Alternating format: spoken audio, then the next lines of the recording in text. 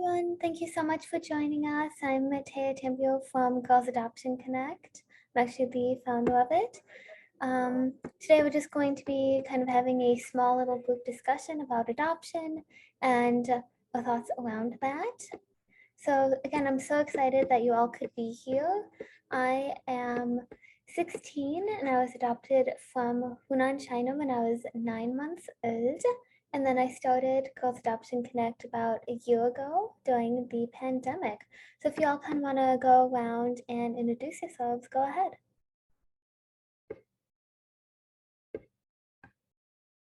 Hi, my name's Joy.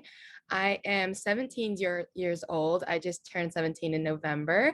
I was adopted from Chongqing, China at 1 year old, and I use she, her pronouns.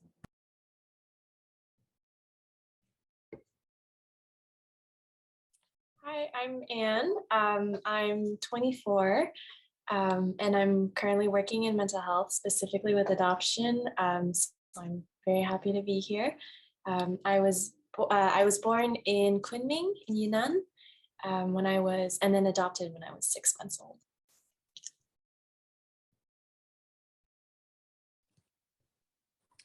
Hi, I'm Iris. I am also 24 years old.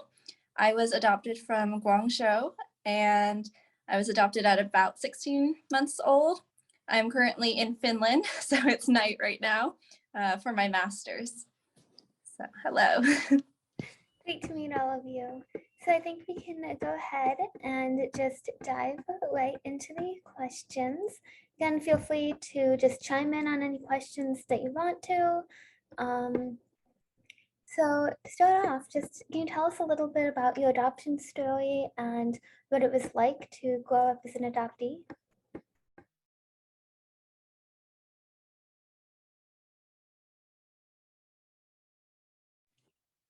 I can start.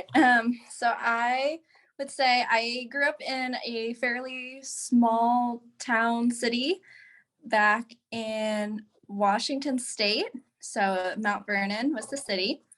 And for me, growing up as an adoptee, it was kind of hard to find a community because I was surrounded by a lot of white people, including my family. And I didn't really like to acknowledge the adoptee part of myself, like, especially when I was younger, I kind of just ignored it and pretended I was like the rest of my family. So I think as I got older, I started to realize that I was different. And then when I got to college, that was where I first discovered there's this larger adoptee community. And I really appreciated that. And I actually started a club on campus for adoptees to find each other. And I'm glad that it's still like an active club now, but I kind of wish I had that community earlier too in my life. And I would say there were 2 other girls who were adopted at the same time as me from the same orphanage. But unfortunately, we didn't really keep in touch that well. Like maybe once a year we'd have a reunion, but it was hard because we lived in different cities and we just had so much going on in our lives that we didn't really see each other that much. But I think for me, the biggest thing, I guess I would say from all this is just finding a community that you can share your experiences with and find those connections and find people who, even though you've had different experiences, there's something that you can all relate to.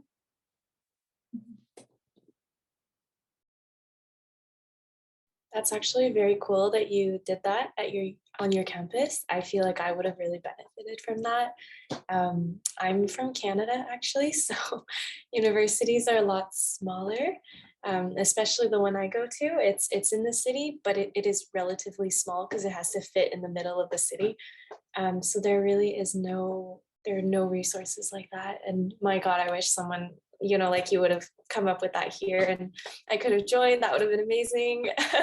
Because yeah, a lot of relating to a lot of what you were saying, growing up in a very like predominantly white town, different white towns in Canada. Like Canada is very multicultural and very diverse, but it's mainly in the cities and the urban spots. The more you move away from the big cities and the more you enter like those rural parts of Canada, it becomes predominantly white. And that's where I grew up. So a lot of similar experiences.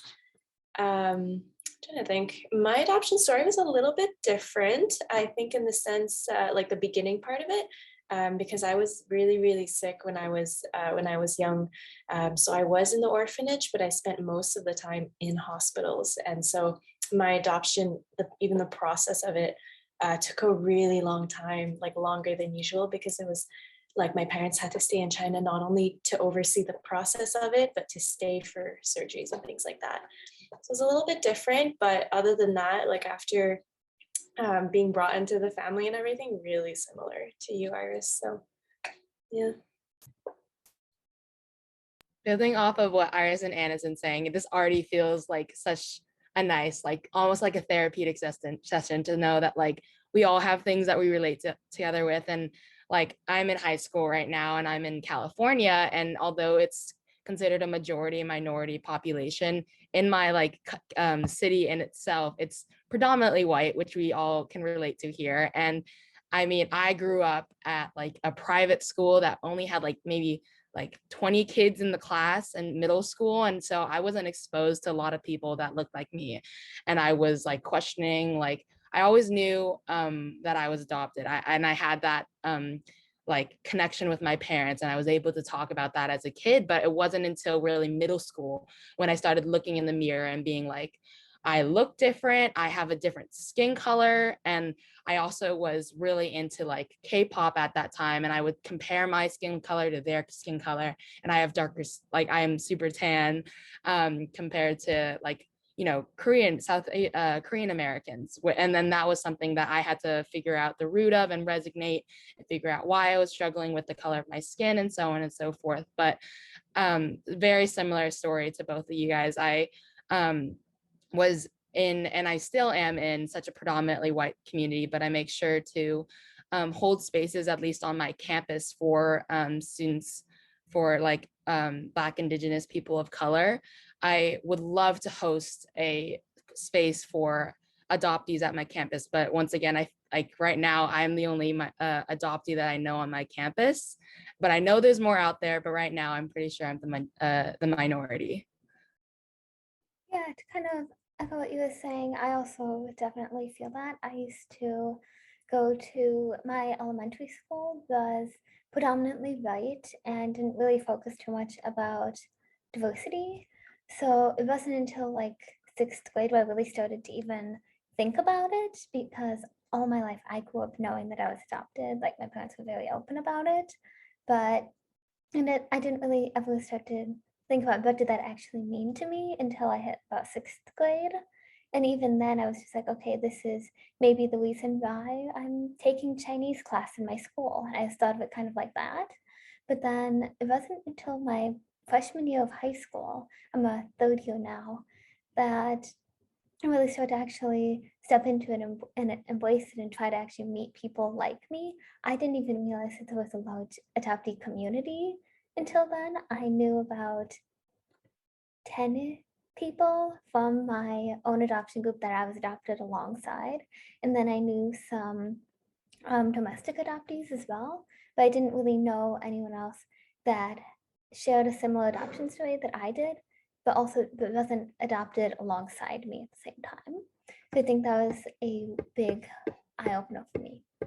And then kind of we were touching on this a little bit before, but I think for me, I've also thought about how I feel when it comes to race and where I fit into race. I think the biggest part for me is seeing like how do I fit into the Asian American community, because I wasn't raised as in an Asian culture. I have white parents, white family tree, white customs. So it comes down to like the banana situation. It's like I feel white inside, but anyone can look at me and like you're not white. So I think that's kind of the big struggle for me right now.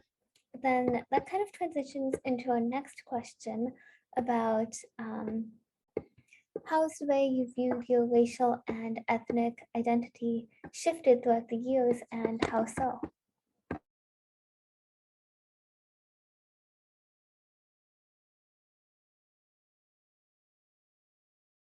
I'll bounce off of that one, kind of the same as you. It really wasn't until high school when I started learning that I need to educate myself more about the places that I come from, as well as the people who I align with. And it was something like definitely that I always knew about. It was just something that like I was talking to someone about this. It was kind of like before ignorance is bliss. It's like I didn't know the terms that of the struggles I was going through. I didn't know that other adoptees were also going through the same like identity crisis that I am still going through, between trying to figure out like that white, like people are like, oh, you're basically a white person, which invalidates all my Asian American experiences. But then when I walk around campus, or when I definitely look Asian American. It's definitely that that weird intersection where I'm still trying to figure out and how to be comfortable with my own racial identity. But it's definitely helped in the last few years to educate myself about the places I came from, other adoptee stories, and like just like panels like this, connecting to other adoptees to know that I'm not alone, and to know that other people share my story as well.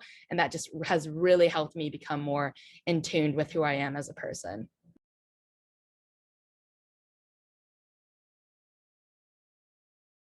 I love that you said that, because I was not at that point where you are now when I was in high school. And so I think that's wonderful. I think I was kind of, that ignorance is bliss part kept me going through a lot of my years. And then I think it might have actually been the pandemic that shifted things a little. So your question was like spot on. Feeling kind of like an imposter in your own culture is so weird. It's so strange. It's so bizarre. And then you really have to just kind of sit with it and reflect. So that's what I've been doing for a lot of it. I was pretty lucky. We had a lot of girls from the same orphanage as me who all came back together, and we actually lived like within a 30-minute radius from each other, and we grew up together. So I was really fortunate to have that. And so I did have the whole like identity crisis piece, but it was nice to be able to know that I was not the only one. So it was a little bit less scary in that sense. But we like lost touch and everything. Life happens. So this is definitely like a new phase. Maybe like coming out of the adoptee fog, I would say. But yeah, pretty exciting. Iris, I'm sorry. I think I jumped in at the same time as you, and you were going to say something.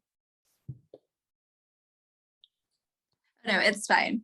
I'll just add on to what Anne and Joy said, that I too like also struggled a lot with my whole Asian American identity, because I think it is hard growing up where you kind of don't even see representations of people like yourself that much. At least more recently in the media it has come up, but like when we were growing up, when we were younger, wasn't really talked about very much.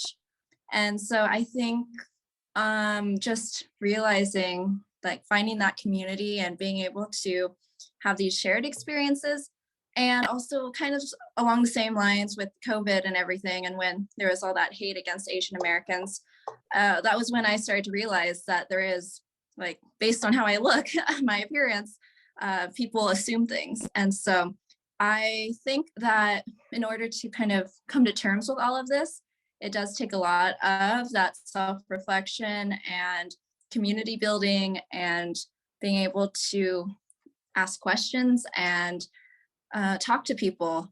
I think that was the big thing. And also writing too. For me, I found that writing is very like therapeutic. So I even wrote a book or two about that, but that's another story.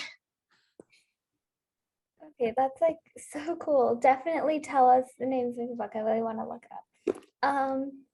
Okay, that kind of carries us over perfectly into the next topic, which was about during the COVID-19 pandemic and the rise of Asian American hate. Kind of how do you see yourself fitting into the Asian American community? Because I was just kind of wondering, because for myself, like I'm friends with a lot of Asian American people, and they all have grown up in Asian American families. So the experience with it is very different than mine, but it's still like I'm still Asian American, so I still feel that racism and that oppression around it. So I was just kind of wondering, what are your thoughts on that?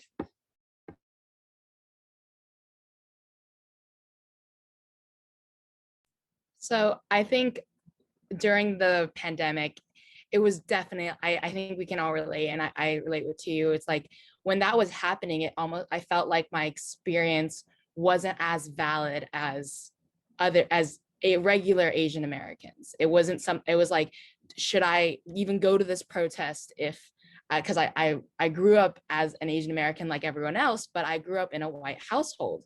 But once I went to a few protests, and I even spoke at one as an adoptee. I made sure to mention that. And it was amazing to see that even though I shared that um, aspect of myself, the community was willing to accept that story, and everyone were so supportive. And it like broke my heart afterwards. This mother and his son came up after me and said, "I'm so glad to know that you are an adoptee. I'm an adoptee too." It was so great to hear that representation, and I almost broke down crying, but it was just such a sweet experience. And I think also the same thing, it was really that Stop Asian Hate movement that also struck something within me, where it was like, when that was happening, I didn't know how to talk to my parents about it, because as they're both white. So it was like, and I didn't have a huge community of adopted Asian Americans, let alone Asian Americans around me, to really talk about it and get it out. So I just typed on my computer my feelings. I would even record videos of myself, but it especially was something I knew that resonated with me when, like, I'm part of a nonprofit, and one of the people I work with offered that, "Oh, my husband's Asian American. If you ever need to talk to him or feel the need to, because I know that your parents are white, please feel free to reach out." And that really was something that made me feel loved, accepted, and also hurt. But it was something that really opened my eyes. And yeah, I grew from that experience. Yeah, I would agree that also at the very beginning of the pandemic, my parents did not really understand at all what was happening with the Asian American hate, and they didn't think that I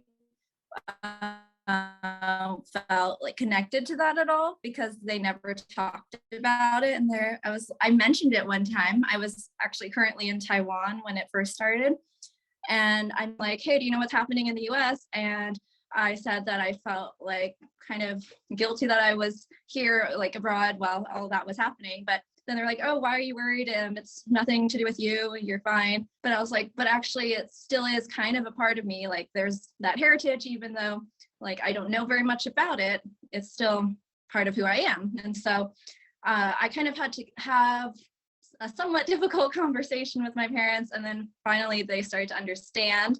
And then I'm really appreciating that they're now looking into more resources, like they're trying to educate themselves, which I know isn't always the case, but I feel really lucky that they're taking this as an opportunity to learn and grow themselves, because I think they just assumed, they were kind of in that color blindness mode where like they didn't see me as Asian American or Chinese. They saw me as just like their daughter. So I think just finding again those people, community members like you and adoptees especially, who can resonate with your story is helpful. To be honest, I don't really have much to add. It just resonated so much. So many similar experiences, a lot of like unlearning and then learning again. Yeah, I don't think there's anything to add to that. You guys like summed that up beautifully. Yeah. Oh my God, everything you said like really resonates with me. It is really weird growing up feeling like an imposter in my own culture, especially because I'm exposed to people that are Asian American but raised Asian American every day. So it's like I feel like Asian American because like I look like them, my skin color is the same as theirs, but then I go to their house and it's so different, and they act with the Asian culture, and I was like, wait, what? And I just don't get it. So it's definitely really weird growing up feeling like an imposter in my own culture, but then also still experiencing the discrimination and the prejudice of the Asian American population. So, kind of speaking about the prejudice towards the Asian American community, what's something that you wish those around you knew about how they could support adoptees?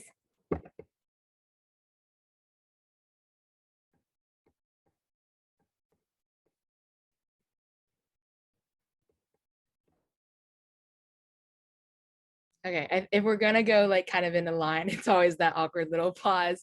But I think something that at least I wish I knew when the community, like when I was a kid and when the community happened to be talking about adoption, like the only like I think representation, not only of just like Asian Americans, but also just of adoption in itself was through like just like sly comments, like joking about adoption, like in a bad situation, like, oh, what if they like, you know, what would make their day even worse if they got home and their parents told them they were adopted. Like those were the like only exposure. Like it was never a positive communication, or people would always dance around the topic of adoption. And the thing is, they think it's like, in the end of the day, like, oh, maybe it's better that we don't talk about these like controversial or touchy subjects, but at the end of the day we need to have those conversations, and it's better to get it right so that in the future you don't bring it up in conversation and ask the wrong questions or questions that aren't necessarily appropriate, that adoptees aren't necessarily comfortable responding to.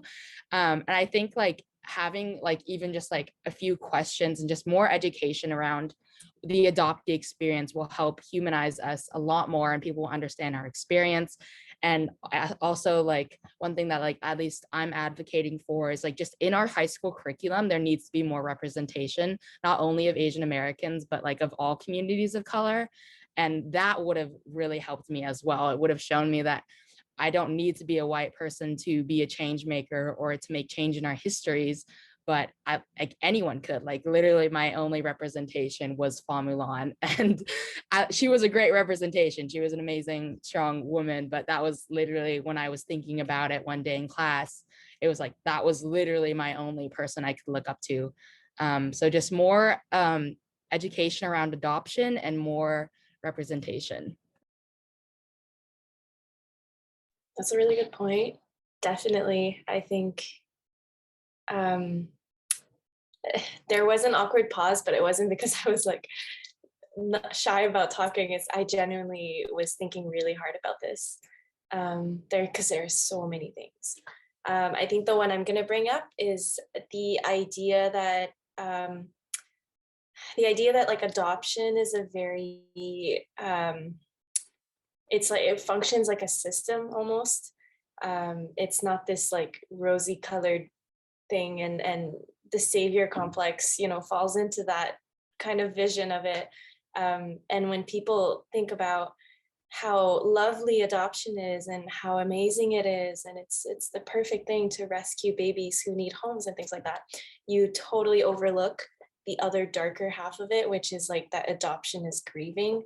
And so a lot of adoptees grow up without knowing that piece. And yeah, I think that would be the thing that even like adoptive parents or adoptees, anyone who's like involved in the adoption process, I think would really need to learn how to, or do better at like holding space for both things. Like, yeah, adoption is great. You can express your gratitude for it. You can kind of like, you know, think to yourself, wow, that was like, oh, I'm so lucky. And I have so many things to be grateful for and to be thankful for. And but then also be able to hold space for all the things that you lost because you were adopted, and all the things, yeah, I think that lost future that you could have had, and that lost history at the same time.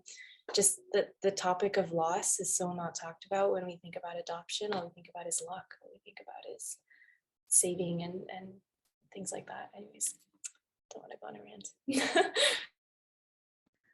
Yes, I totally agree. That was something that never came up between my parents and other adults that I knew. They always just said like all the positives, like, oh, you're so lucky and you should be so grateful and thankful. But like you said, there is this place for loss and grieving that goes kind of untalked about, unspoken. And I wish that when I was younger, this had come up, maybe if I had maybe a support group or something.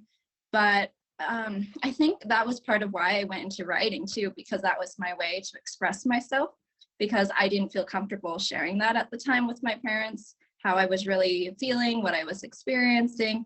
So then I kind of just held it all in, and which wasn't the best idea either now that I think about it, but that was my way of dealing and coping with this.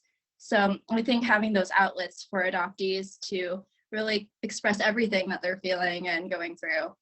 And also, again, with the media and representation, another thing I noticed in books too was that there were always orphans, and then either they became the villain or they were the hero. So it's kind of that strange dichotomy of like good and bad, and adoption could either turn you into someone great, or this was the backstory of why you are this villain. So I think that was strange too, realizing that was like the only media representation you saw of other adoptees like yourself.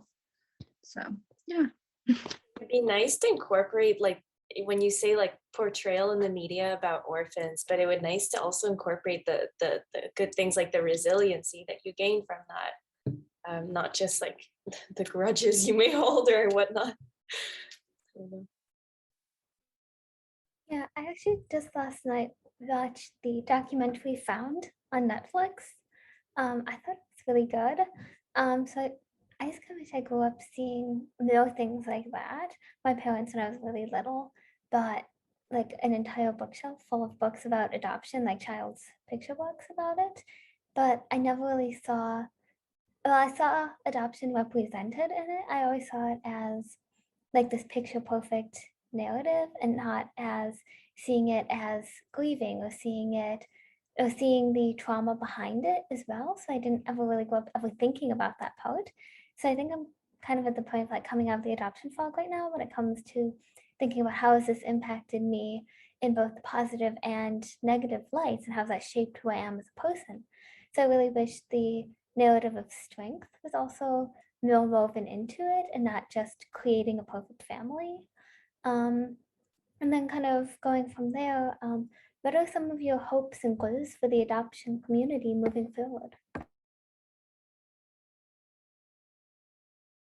I think literally what Iris is doing, and I think what you're doing is just like, and it really is like, it's like you kind of need to have the conversation early, or at least it helps to discover your identity, your transracial identity early. And like for like us like adoptees to be able to hold these spaces and create these communities to relate with each other through conversation, or just through like literally what Iris is doing through a book. Like I literally through the past month, I found the social science section, which I literally didn't know existed in Barnes and Noble. And I have been grabbing so many books, haven't found any around like Asian American specifically or Asian American adoption, but just about like the feminist movement and its involvement in for like women of color. And I've just been latching on to those books like they're my own like little books that I can carry with me, and I've been reading and I've been educating myself. So I think my hopes and goals for the future is for more communities like this to get together and share their experiences, and also for more representation, whether it's through books or social media or for like movies. I think any of it helps, and it helps tell adoptees around the world that they're not alone and that other people are going through the same experiences.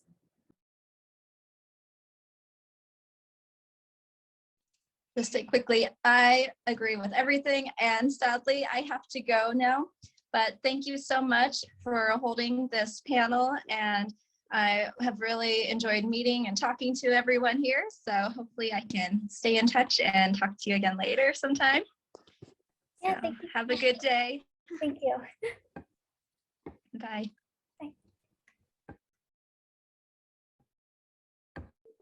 I think what's really cool, kind of what you were saying, Joy, like media representation is such a huge part of it, and we're already seeing it now. It's improving. Obviously, there needs to be more, but I think we're headed in the right direction. I think for another area I was thinking of, like I know in Canada, it probably works differently in the States or in Finland, but in Canada now, what they're doing is adoptive parents have to go through a training before they adopt a baby. If they're doing transracial or transnational adoption, they have to go through like cultural sensitivity trainings. They have to go through, I guess, like presentations given by social workers, adoption agencies about like having a discussion with other potential adoptive parents about the challenges of raising a child who's from a different culture, a different background than you. And I think that's amazing because we didn't have that in the 90s when I was adopted. I'm really hopeful that that will help. Yeah, just to kind of get rid of some of the stigma and to address that a little bit more. Other goals and hopes, I'm not sure. Tia, if you want to jump in, that's all I have for now. Yeah, I agree with everything that's been said so far. I also just wish that schools, mainly when we were really young, like elementary schools, made it a priority to discuss diversity and inclusion, because again, I grew up going to a predominantly white lower school, and it was really hard being one of 4 girls of Asian descent there and the only adoptee in my grade. So I just grew up feeling very different. So I wish they discussed diversity and the value of it and really took that opportunity to embrace those in the minority group instead of kind of ostracizing them in a way. So I really wish that that was made a priority when I was much younger. But I think that even just carries over to where I am right now in high school. I mean, my high school is very diverse and really works on the mission of diversity, equity, and inclusion. But I do wish that it was not only discussed in terms of like Asian American, but also Asian American and adopted, because I feel like they're 2 very different things as we've spoken about. Because I mean, I feel right on the inside, but it's like I'm still Asian, and Asian American is how I identify. Then another thing that I find really interesting is how adoptees will refer to themselves and take on and use different identifiers to identify as. I like to use the term transracial adoptee instead of international adoptee, just because that also encompasses the fact that I am raised in a white family, so it feels a little bit more like affirming to me. But I really wish that people around me knew that these identifiers actually meant and not just kind of like took a guess at it. So I think that's one of the things I really want to see continue to have discussions around this within the adoptee community, because if we keep talking about it, I feel like then those around us will finally get the message and really start looking into it and educating themselves as we've been educating ourselves. That's such a really good point too, just acknowledging that adoption is so complex. It's not like a box that we all fit in together. There's so many different pieces to it. So true. I love that. So I think that is pretty much everything that I had in mind. Unless there's anything else you want to add, we can go ahead and wrap up. Again, thank you all so much for joining us. I really want to stay in contact with you all. This was absolutely amazing. So thank you.